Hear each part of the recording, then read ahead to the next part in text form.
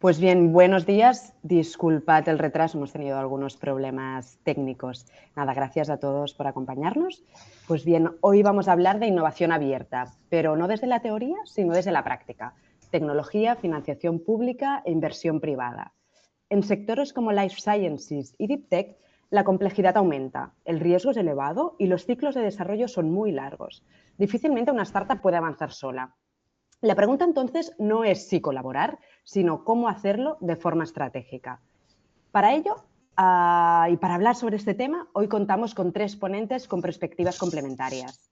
Por un lado, Ismael Ávila, responsable de transferencia y traslación en el Hospital del Mar Research Institute, lidera la valorización de tecnologías biomédicas en biotech y medical devices, con especial foco en terapias avanzadas, impulsando spin-off, protección de propiedad intelectual y conexión entre ciencia, industria e inversión.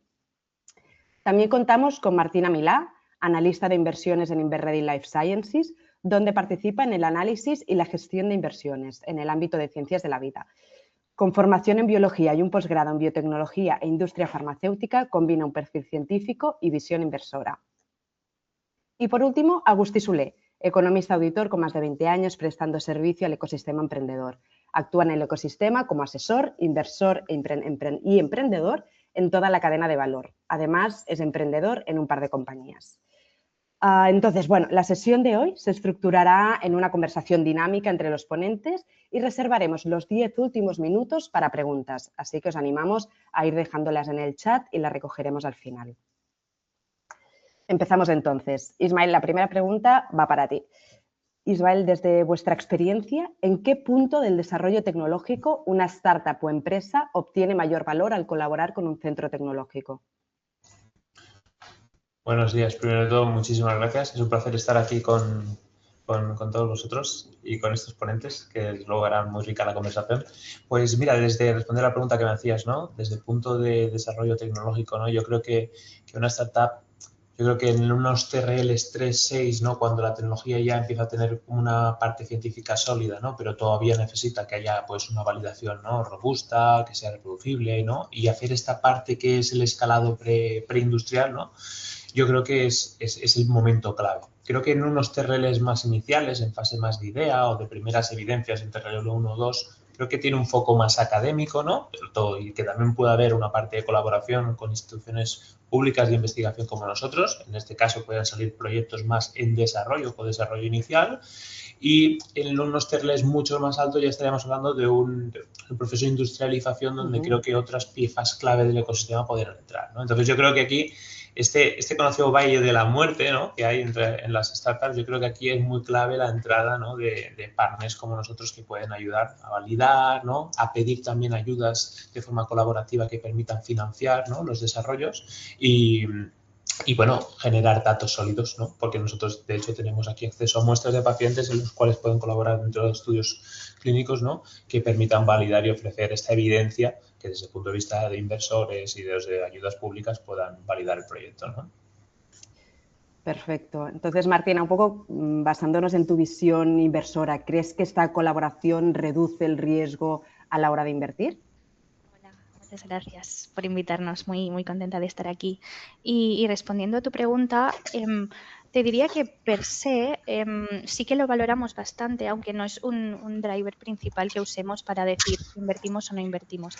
Sí que es verdad que nosotros cuando analizamos una compañía lo que solemos hacer es estratificar el riesgo y dividirlo. Riesgo tecnológico, riesgo comercial, riesgo de escalabilidad. Y estos partnerships, si aportan un valor diferencial y realmente suman valor y están bien estructurados, pues sí que son un punto muy a favor y sobre todo en compañías, digamos, más biotech, más tecnológicas, que sí que es verdad que necesitan pues este empujón inicial quizá un poco más, porque cuestan un poco más a nivel de desarrollo.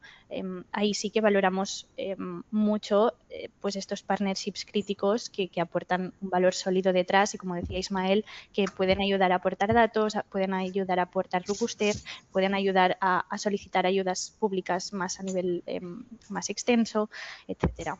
Así que te diría que sí, que siempre es un punto a favor, aunque no sería un driver esencial. Perfecto. Y basándonos ya en la operativa diaria por parte de Agustí, ¿La colaboración o la innovación abierta reduce el riesgo o introduce complejidad en la gestión? Bueno, agradezco también la invitación, ¿no? Y bueno, para la respuesta me uno un poco en continuación de lo que ha dicho Ismael y Marina, ¿no? En principio, la innovación abierta desde el punto de vista de operativas o financieros reduce riesgo en el sentido que ya has desarrollado terreno bajo, con lo cual esto es bueno.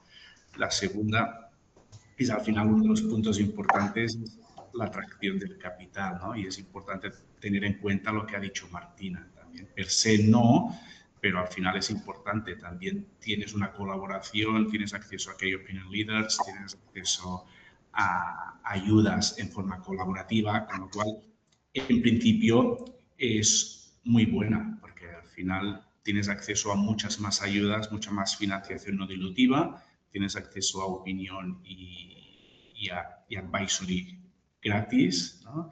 Y al final estás alineado con el inversor. Por otro lado, evidentemente también desde el punto de vista operativo tienes una governance un poco más compleja, ¿no? Porque al final tienes que tener un business angel o un inversor privado con un foco de venta y tienes que tener una institución pública que también está en el governance, ¿no? Con lo cual, bueno, sí que reportas a dos stakeholders o dos socios con unas perspectivas unidas pero diferentes, ¿no? Entonces, bueno, el governance es diferente que si no están, pero a nivel de financiación es mejor y a nivel de científico también, ¿no? Con lo cual, en principio, la colaboración parte de que nace la startup un poco más sólida. Martina, Ismael, no sé si siguiendo con todas esas recomendaciones, ¿no? de cómo plantear un proyecto colaborativo bien estructurado, por vuestra parte, ¿hay algún factor que creáis que es clave en el momento de empezar a colaborar? Yo comentaría, me ha hecho mucha... bueno, me ha gustado mucho el punto de vista de Martina porque ha comentado, ¿no? Lo ha enfocado desde un punto de vista de reducción de riesgo y creo que es muy interesante desde el punto de vista, ¿no? de inversión, porque al final lo que se intenta es reducir el máximo riesgo y ligado con lo que tú preguntas, Elena, es decir, ¿no? cómo hacer un proyecto, ¿no? en este sentido colaborativo y que tenga una parte bien estructurada, ¿no? Yo creo que aquí tenemos que ir también a reducir riesgos, ¿no? en este aspecto, porque justamente son los que pueden poner palos en la rueda.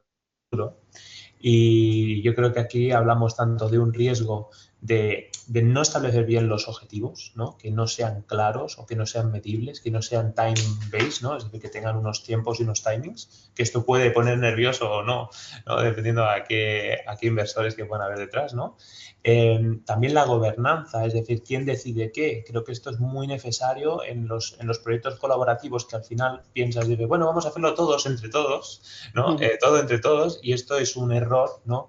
Porque al final quedan vacíos de quién decide qué y esto puede poner en riesgo el proyecto, ¿no? Así también, quién decide qué quiere decir que tiene que haber un qué, que es estos objetivos que decía, y también tiene que haber unos roles y unas responsabilidades, ¿no? Y además, las expectativas que se deban de cumplir, ¿no? A nivel de tiempos, ¿no? Los riesgos que se pueden producir, si hay una parte que puede haber un control de riesgos y unas situaciones, ¿no? o unas acciones a realizar para reducir estos riesgos y los resultados que se obtengan, yo creo que es muy importante que estén establecidos todo esto en un documento, ¿no? y que esté alineado a la vez a un realismo a nivel de presupuesto, porque también hay proyectos que en algún momento se quedan sin un presupuesto y entonces estos hitos a conseguir estos objetivos se van alargando en el tiempo, ¿no? y a lo mejor no se consiguen. Entonces yo creo que a nivel de gobernanza, a nivel de qué se hace, de objetivos, de quién lo hace y los timings, tiene que estar clarificado en un acuerdo, ¿no? de colaboración para que esto... Es cierto que nunca se puede saber todo ni predecir todo, ¿eh? y que todo es muy variable y pueden haber siempre unos márgenes, ¿no? Y de hecho uno de los temas que nosotros incluimos en estos acuerdos es el que haya un comité, ¿no? dentro en el cual haya unas reuniones periódicas para poder ir tomando, ¿no? Entre las varias partes decisiones, ¿no? y alineamientos para que haya ese punto de encuentro y se puedan poner en común, ¿no? aspectos que salgan y riesgos que puedan salir, ¿no? Entonces definiría esto por un lado y por otro lado también estas opciones de control de riesgos, ¿no? En el tiempo.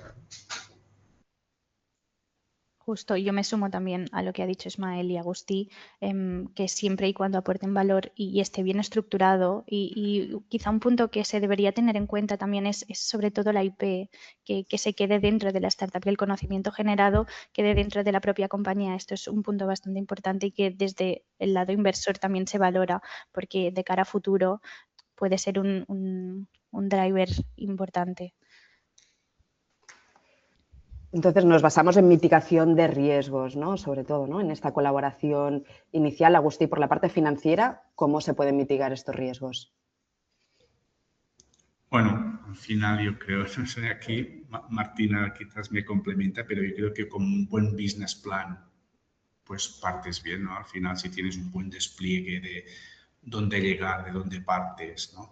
Un buen acuerdo de transferencia, al final, porque es bueno tener claro que la IP se ha trasladado y a ser posible la patente se ha trasladado en la startup, que al menos tenga margen uno para poder pedir ayudas públicas si tienes la IP y tienes la patente. Eso también te ayuda, si está bien transferido, te marca el equipo, te marca la IP, te marca incluso los revenues futuros, cómo se reparten y te marca un poco el valor inicial de la IP, con lo cual, bueno, cuanto más sólido es la transferencia, el governance que se marca y la patente, pues mejor, ¿no? Y esto se une muchas veces es el acuerdo de transferencia tecnológica, ¿no? Que creo que también es importante porque al final es un hito que debe reflejarse en las finanzas, con lo cual me uno a todo esto, prepararlo, un buen business plan robusto, que al final es una mitigación de riesgos en el sentido que si tú tienes un buen despliegue, ¿no? que aquí el centro tecnológico tiene mucho a decir, el inversor también, y tienes bien marcados los hitos de levantar dinero, es buena estrategia de ayuda no dilutiva, pues todo esto reduce riesgos si está bien planificado, ¿no? Y si está bien alineado todos los stakeholders, es decir, tener un buen governance, tener un buen equipo, que parece que al final el equipo es algo determinante para la inversión, pero también para la ejecución. Entonces, cuanto mejor tienes bien planificado, más fácil es tener una combinación de fuentes de financiación compatibles, estructurar un buen equipo e ir dimensionando el governance para alinear los objetivos de cada fase, ¿no? Con lo cual, desde este punto, yo creo que el business plan es esencial junto con una estrategia bien planificada. Creo que desde operaciones lo que se tiene que hacer es aterrizar las cosas en sede operativas, pero alineadas con el ecosistema de Hospital del Mar y de Inverready, por ejemplo. Es decir, tienes que hacer que esto se alinee. Perfecto. Entonces, bueno, hablamos de financiación pública, financiación no dilutiva. Martina, ¿crees que la financiación pública, que una empresa cuente con financiación no dilutiva, es una señal de calidad o puede llegar a distorsionar el crecimiento? Nosotros siempre lo valoramos muy positivamente y creo que todos los inversores estarían bastante de acuerdo en ese sentido, porque al final sí que es un indicador de robustez y de calidad, porque al final haber conseguido financiación pública indica pues que aportas un cierto valor que el ministerio considera o la entidad que sea que te da la ayuda o la subvención.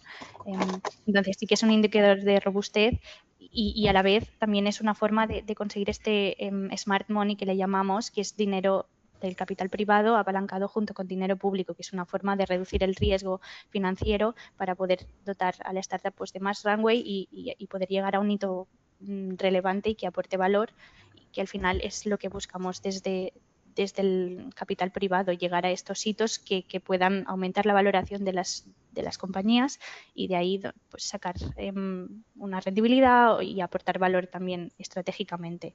Así que te diría que sí, que siempre es muy buen síntoma que una compañía cuente con ayudas públicas y subvenciones. Genial. Ismael, por vuestra parte, ¿es algo que también tenéis en cuenta cuando colaboráis con una empresa que tenga experiencia previa en financiación pública, en algún tipo de colaboración? Sí, de hecho, Yo, justamente lo que decía Martina, y antes lo que decía Agustí en el tema del business plan, que es, pues, es un ejercicio, ¿no?, que te permite establecer cuáles serán las expectativas, ¿no?, y lo que quieras conseguir, que está muy alineado también con lo que muchas veces creemos que las startups vienen ya con esa mentalidad. Es cierto que también en los proyectos internos, es decir, veo dos cosas, ¿no? Aquí los proyectos internos que están en una fase más incipiente todavía, que no están en una colaboración con startups externas, así que hay que hacer el ejercicio, pero claro, su core business es más hacer la ciencia, de pensar ya en el mercado y la aplicabilidad, ¿no? Entonces, pensar ya en el momento de transferencia que decía Agustín, ¿no?, ¿no?, el acuerdo de transferencia, etcétera. Creo que esto es muy importante porque te acerca más, ¿no?, a conocer todo el camino que tienes que hacer, en el cual los roles y las participaciones de cada agente, ya sea el investigador, ya sea un CEO o una CEO que venga, ya sea un CFO, no, vayan a tener en el proyecto. Esto por un lado, ¿no?, del roadmap del proyecto, voy a recibir esta financiación pública. Por otro lado, desde el punto de vista de la startup que viene a colaborar con nosotros, que encontramos, ¿no?, casos, en muchos casos está, pues, orientado a hacer validaciones, ¿no?, a nivel clínico. Entonces, uno de los aspectos que vemos es que en algunos casos siempre hay la típica colaboración de, bueno, validamos esto con vosotros, no hay financiación de por medio, pero podéis tener, ¿no?, publicar los resultados cuando salgan y esto puede dar al investigador algún tipo ¿no?, de publicaciones, ¿no? A ver, no solamente debe ser esto, ¿no? Si hay una financiación que la empresa recibe para poder hacer estas validaciones, creo y me parece correcto que la institución que está realizando esta validación pues reciba también esto, ¿no? Esto es una cosa que hemos empezado a cambiar y que ahora ya no está ocurriendo, ¿no? Pero sí que nos encontramos con peticiones que vienen así, ¿no? Es decir, mira, tenemos que hacer esto, hacemos un estudio en colaboración y esto te va a dar, ¿no?, pues la posibilidad de publicar papers, ¿no?, con tu nombre y tener más publicación científica, que es una de las cosas que tienen que hacer, ¿no?, también los científicos, pero creo que no es de todo justo. Tampoco que sea del todo contrario, que digas, no, es que por nosotros haber hecho una validación necesitamos entrar en el cap table de la empresa, ¿no? Es decir, tampoco una cosa de ese tipo, ¿no? Porque si fuese una colaboración a mucho largo término, tendría un sentido, pero para hacer una variación puntual y tal, creo que tampoco, y puede introducir ruido, ¿no?, en todas las negociaciones que puedan producir después y operatividad. Sí que creo que tenemos que buscar ese término intermedio, ¿no?, en el cual las partes estén contentas, pero sí que sin faltar a la operatividad, lo que pueda necesitar la empresa, pero por otro lado que también sea justo para la entidad que está haciendo estas validaciones, ¿no? Entonces hay muchos modelos, pueden ser royalties futuros, pueden ser, ¿no?, pagos, ¿no?, directamente a partir de las ayudas que se hayan recibido, que muchas nos contemplan, ¿no?, como subcontratación para estas validaciones, ¿no? Entonces yo creo que es importante, ¿no?, que como errores que se producen son estos, porque después, cuando se lleva a cabo esta colaboración y se sopesan, ¿no?, colaboraciones que está llevando cada parte, dicen, bueno, pero aquí no nos están dando nada, ¿no?, de dinero, pero hay un compromiso, ¿no? Entonces entran otras prioridades, otros proyectos que se deben ejecutar con financiación, ¿no? Y esto puede crear un error común, ¿no?, a nivel del éxito de la ejecución de estos proyectos, ¿no? Bueno, quizás este es el punto clave, ¿no? Estos revenues también para la institución pública, un punto crítico de debate, ¿no? Agustí, ¿cómo lo ves por tu parte? Bueno, para mí la financiación no dilutiva es básica, ¿no? Es decir, me gustaría decir la palabra básica por varias cosas, ¿no? Porque al final yo creo que uno sin el otro no tiene sentido. Es decir, ya desde la Ley de Ciencia e Innovación ya establece, ¿no?, que es básica la colaboración público-privada. Entonces, ya no solo en sede institucional, sino en sede fuentes de financiación, ¿no? Entonces, yo creo que es básico. La mayoría de ayudas públicas, pues hay una componente de solvencia financiera o de capacidad, y las ayudas públicas no financian más allá del 70% en forma de subvención, o podría ser un 95% en forma de préstamo, con lo cual ya se ve que se requiere financiación privada y pública, ¿no? Al final, la pública nunca financiará al 100%, y para la privada aquí hay la podemos mirar desde varias ópticas. Desde el inversor, que haya no dilutivo, pues es perfecto, porque puede vender a sus LPs mejores múltiplos, ¿no? Con lo cual, esto garantiza un retorno y, por lo tanto, más financiación en el ecosistema. Al final, si garantizamos más exits, hay más financiación y más proyectos a financiar. Pero también desde el cap table y también desde el equipo fundador. Es decir, si le metemos financiación no dilutiva, al final estamos metiendo más equity o más retorno en un futuro mediante otras modalidades que pueden ser versus alrededor del sueldo, como es que no se diluye en el equipo emprendedor como el CEO, el CTO, el COO. Entonces, al final son personas que quizás no tienen la capacidad de ir acudiendo a rondas y por lo tanto se van diluyendo por el camino, pero si se pueden diluir lo mínimo, son personas que son básicas, que estén motivadas al éxito del proyecto. Entonces, la ayuda evolutiva no solo financia, sino que también da un equilibrio en base al retorno del proyecto y por último, te disminuye el riesgo. Es decir, al final hay una financiación que viene valorando especialmente la ciencia, especialmente el proyecto, pero también hay un tercero que te dice que esto está alineado con tendencias estratégicas de las propias ayudas, lo que marca la ciencia e innovación, pero también te validan que hay un mercado, que el proyecto tiene sentido, con lo cual tienes una validación de un tercero, sobre todo en aquellas ayudas que es de concurrencia competitiva, ¿no? Que al final te valoran el proyecto. Entonces, bueno, yo creo que es básico en el sentido que alinea cosas, en el sentido que creo que cubre toda la cadena, que disminuye el riesgo y que estrecha colaboración con el centro tecnológico. Porque al final el proyecto tendrá que ser en colaboración y una forma de que tenga retorno también al centro tecnológico. Entonces, bueno, yo creo que es básico y en startups de base biotecnológica especialmente. Entonces, basándonos en esta colaboración ya temprana, ¿no?, con centros tecnológicos, ¿qué recomendaríais a una startup para que maximizara el impacto de esta colaboración? Ismael, si quieres por tu parte. Sí, venga, va.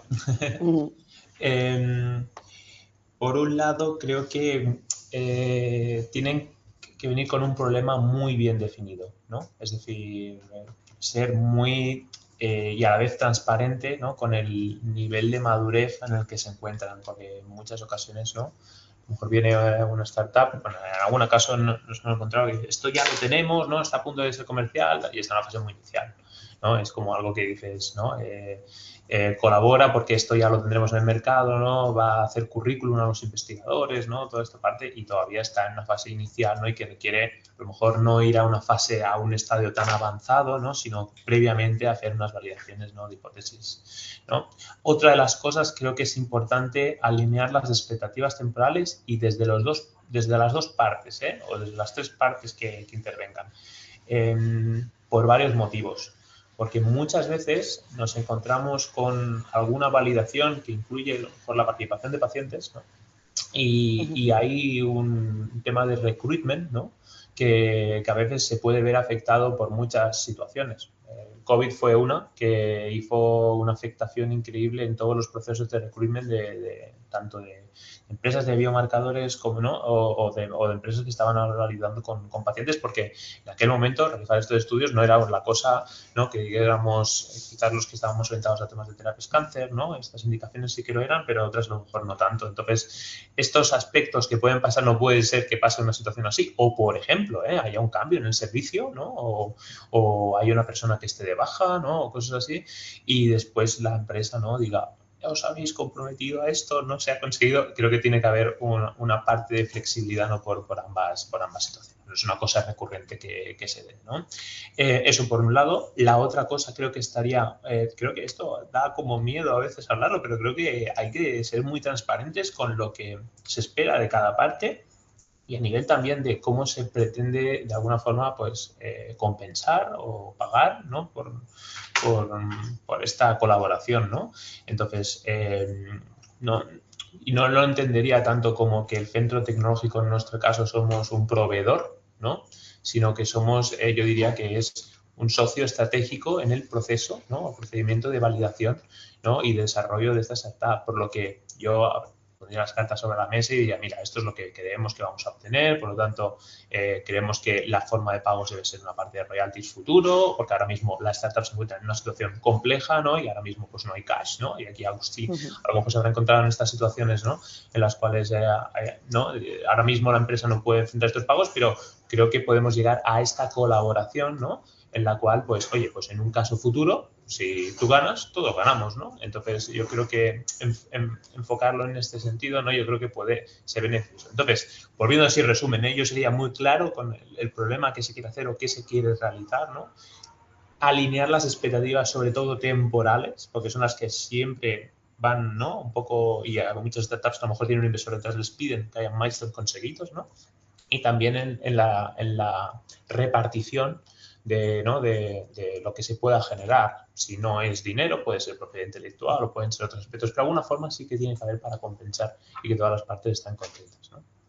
Y desde el prisma de que si uno gana, todos ganan, ¿eh? No que uno gane y los otros no, ¿no? Sino en esta forma de desde aquí, abiertos totalmente a empresas que quieran colaborar en estas bases, ¿no? De transparencia y de cordialidad, ¿no? Martín, Agustí, ¿añadiríais alguna recomendación? Bueno, va en línea, ¿no? Al final es alinear todos los objetivos, repartir bien el conocimiento, ¿no? Y distribuir bien el capital, ¿no? Lo que apuntaba Ismael. Sí que muchas de mis respuestas, ¿no? Van encaminadas a la transferencia tecnológica, ¿sí? ¿No? Al final es un poco... Lo que quiero decir es que más allá de la colaboración, también hay acuerdos de transferencia tecnológica, con lo cual cuando más el tejido, más interconectado está, también más desarrollo e investigación de centros tecnológicos pueden llegar al mercado, con lo cual la colaboración es no solo para desarrollar, no solo para obtener fuentes de financiación, ¿no? Sino para tener mejores proyectos y llevar más proyectos al mercado, ¿no? Con lo cual la colaboración también yo creo que va en la línea de intentar saber qué conocimiento desarrollan los centros tecnológicos y cómo transferir esto en el mercado, porque no siempre se transfiere o el equipo investigador no tiene una voluntad o no se conoce qué desarrollos se están haciendo, con lo cual, y si tú has tenido colaboraciones, sean o no, con acuerdos de transferencia tecnológico, al final ya estás generando un tejido de contacto de un emprendedor con éxito o sin éxito con un centro tecnológico, con lo cual aquí ya vas generando también conocimiento, interacciones y si le has devuelto capital, generas una necesidad de transferir más, ¿no? Con lo cual yo lo que diría es que la necesidad no solo es en términos de colaboración, en técnicas de codesarrollo o lo que sea, sino también en acuerdos de fomentar mucho más la transferencia tecnológica de todo aquello que se hace en TRLs muy bajos que se hacen básicamente en centros tecnológicos y en instituciones públicas, ¿no? Con lo cual el tejido yo creo que lo tenemos que nutrir en todas las direcciones o en todas las vertientes de la innovación. Martina, ¿quieres añadir algo más? Y nada, yo me remito a lo que han comentado mis compañeros. Sí que es verdad que me sumo a lo que ha dicho Ismael, de que nosotros vemos los centros tecnológicos no como proveedores, sino más como una figura de enablers, de facilitadores, sobre todo en aquellas compañías y sobre todo en ciencia especialmente, que las fases más tempranas pues son fases que requieren pues de una infraestructura, de unos laboratorios, de un conocimiento, de una generación, pues esto, de una propiedad intelectual que muchas veces los propios emprendedores no pueden afrontar o no podrían afrontar solos de ninguna manera. Y que los centros tecnológicos y científicos pues sí que permiten dar estos primeros pasos y luego ya sí que se busca, como ha dicho Ismael, esta fórmula donde todos ganen y ahí creo que es la importancia y la sinergia que se debe establecer, porque al final también desde la visión del capital privado, si no existieran estos centros tecnológicos, nosotros tampoco podríamos afrontar todo el desarrollo, especialmente en fármacos, que quizá es un poco un nicho de todo lo que sería la tecnología y el desarrollo, pero como más compleja es la tecnología que se está desarrollando, más necesidad tenemos de estos enablers más iniciales para permitir pues, este crecimiento de las compañías que luego van a aportar valor. Gracias, Martina. Agustí, centrándonos ya en cuanto la colaboración ya es efectiva y una financiación pública detrás, ¿cuáles crees que son los errores financieros más frecuentes cuando una startup recibe una subvención o un préstamo público? Bueno, aquí depende de cada proyecto, ¿no? hay proyectos liderados por equipo muy científico, entonces se da un nivel de riesgo o añadir riesgo financiero a todo, ¿no?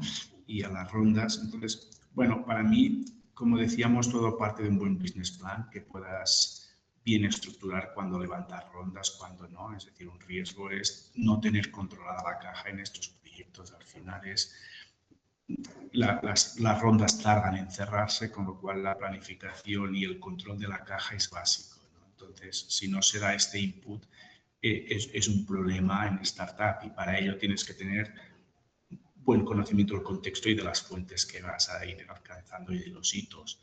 La otra cosa es, bueno, financieramente también tienes que estar preparado, porque al final las ayudas, por ejemplo, te marcan la solvencia financiera, no tienes que estar en crisis y al final si esto es básico para la financiación no dilutiva, también lo es por el socio que entra, que al final mide que esta empresa pueda apalancarse con dinero no dilutivo, ¿no? Con lo cual tener bien estructurado.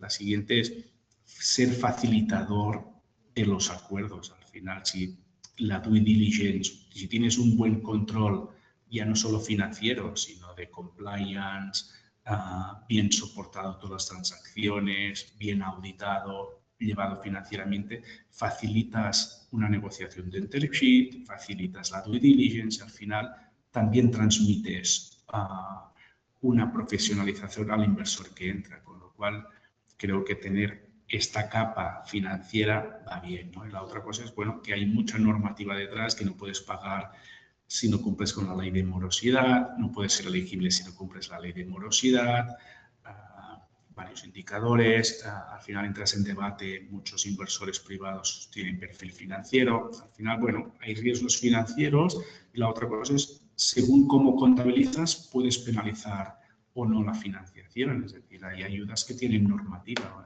Hay ayudas que todo tiene que estar en gasto y no en activo, si no tienes este rigor, te das cuenta al final, y al final si una ayuda dura 3 años, revertir los 3 años todas tus finanzas si no te anticipas es difícil, ¿no? Con lo cual es básico para tener una buena justificación y acceder al capital público, pero también a efectos de capital privado para facilitar los acuerdos. Y al final estamos en un momento que el inversor lo que quiere ver también son due diligence rápidas, seguras, ¿no? Y que transmiten que el equipo está bien estructurado.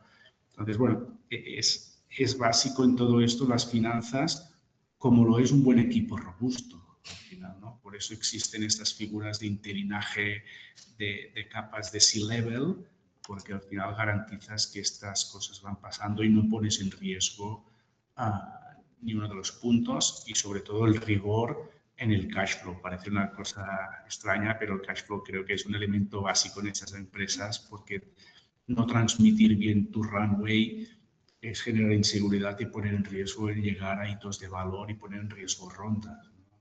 Por lo tanto, desde todas las ópticas y desde ese board también, que es donde se deben tomar decisiones, reportar bien también está bien, ¿no? Yo creo que las finanzas impactan en muchas áreas y en muchos puntos de la vida de una startup. Martina, ¿quieres añadir algún comentario?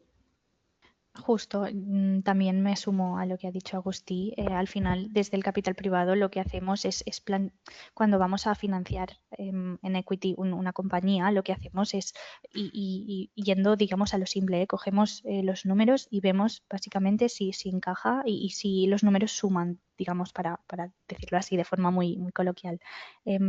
Y ver, pues, exacto, pues qué runway tiene la compañía, qué valor podemos aportar nosotros y con el capital que nosotros podemos proveer, hasta qué hito de valor podría llegar esta propia compañía y de ahí ya plantear una salida, un éxito, un crecimiento, etcétera, etcétera. De esta forma, pues liga un poco con lo que ha dicho Agustí, de que desde la parte privada nos interesa ver pues esto, un buen reporting, que se facilite a nivel estructural toda la operativa y todo, digamos, todas las finanzas que estén bien llevadas, que un equipo sea robusto, un poco todo eso. Y creo que ya que Agustí lo ha dejado bastante claro y ordenado. Ismael, por tu parte, ¿algo más? Sí, quiero añadir dos perspectivas aquí. Una de ellas es que muchas veces parece que somos como bandos diferentes, ¿no? La parte de la startup, la parte de la institución, la parte y es en plan, bueno, estamos haciendo aquí una guerrilla interna que no sé de dónde va esto, ¿no? Porque y eso es una de las perspectivas, ¿no? Que a veces se da y al final es, bueno, el objetivo de esto es que las cosas pasen, ¿no? Y eso creo que también, por un lado, creo que desde el punto de vista más de sector y de ecosistema, tiene que haber como este tipo de familiaridad, ¿no? Porque al final muchos de nosotros hemos pasado por muchas instituciones y al final conocemos, ¿no? Es decir, yo vengo de otro hospital previamente, ¿no? Y conozco los equipos allí, es decir, al final nos vamos conociendo, ¿no? Hay mucha rotación, sobre todo en la parte de transferencia, ¿no? Y al final nos conocemos mucho, entonces al final somos una familia, ¿para qué? No, vamos cambiando un poco la camisa, ¿no? La camiseta, pero al final queremos que las cosas pasen. Entonces yo creo que tiene que haber aquí una unión, ¿no? Y conciencia bastante entre todas las partes de decir, bueno, queremos que esto pase, ¿no? Es decir, no vamos aquí, ¿no? A un 1% más, un 1% menos, bueno, ¿qué estamos haciendo, no? Porque creo que estamos quitando el foco, ¿no? De lo que es el sumar y no lo de ir buscando, ¿no? Y aquí fiscalizar, ¿no? Aspectos. Eso por un lado. Y por otro lado, que hace poco asistí a una reunión que organizaba Cerca y allí pues, uno desde el punto de vista legalista, ¿no? Comentaba, bueno, aquí el foco no es tanto quizá esa institución o la otra institución, sino el foco es el proyecto, ¿no? Entonces, poniendo el foco en el proyecto y que la viabilidad de para que esto suceda, ¿no? Creo que las dos cosas están muy correlacionadas.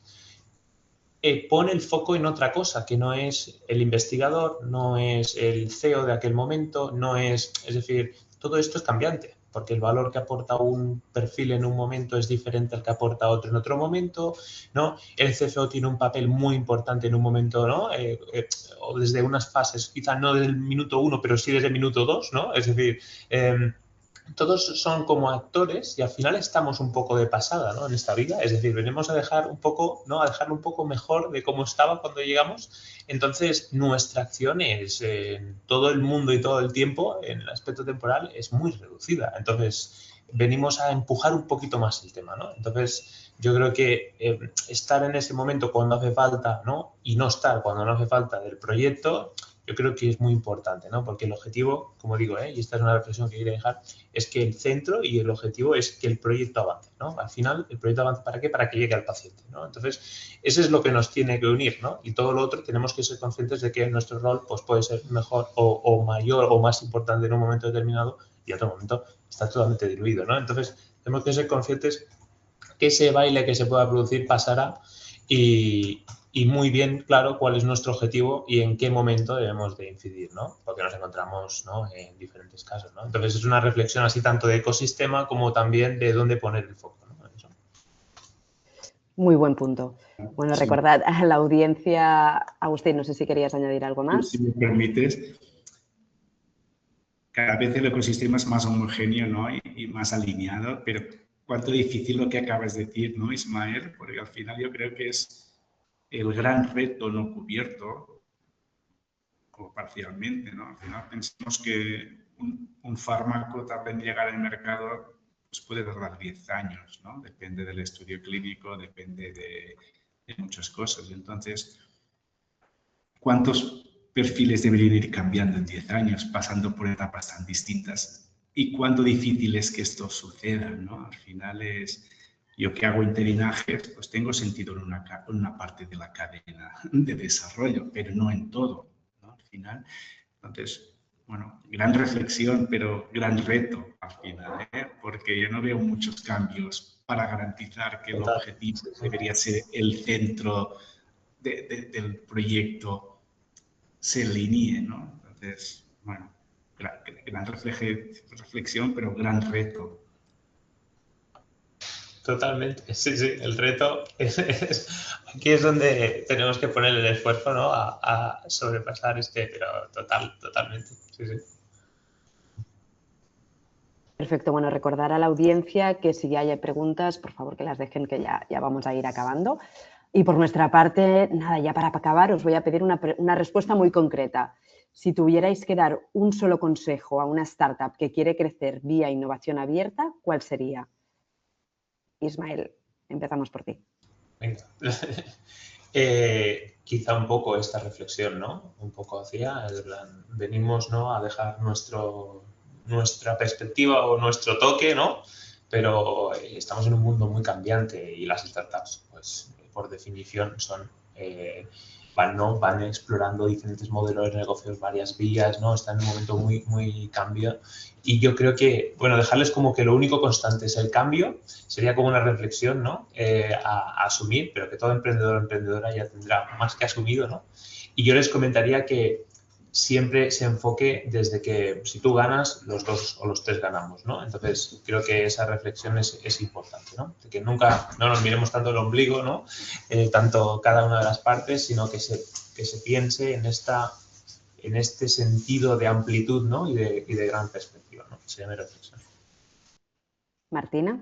Sí, yo como consejo, así muy top line, diría que eficiencia del capital, es decir, utilizar el dinero de la forma más óptima y más rigurosa posible para llegar a estos hitos de valor que representen una inflexión para la propia compañía y de ahí pues ya crecer. Pero eso, mi lema sería Smart Money en ese sentido y reducción del riesgo, obviamente, tanto financiero como técnico. Gracias. Sí, Agustí. Bueno, yo diría, ¿no?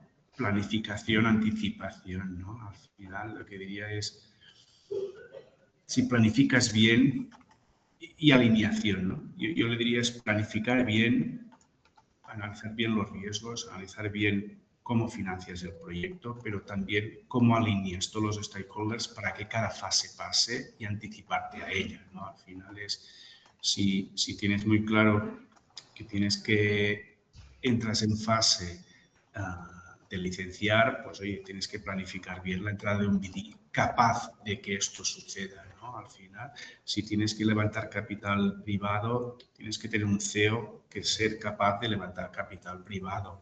Si tienes una fase científica, tienes que tener un CEO o un director técnico capaz de ejecutar esto de la máxima forma, ¿no? Porque al final, y sobre todo planificar muy bien de tener siempre los mejores inversores, la mejor relación con la institución pública y el mejor equipo, ¿no? Al final yo creo que es básico C-level y un C-level muy movible en función de cada etapa, porque si no las cosas no pasan. Al final yo lo que creo es que tenemos que tener muy claro el proyecto y tener las mejores personas en cada momento para que las cosas pasen. Pensemos que al final nada va como está planificado.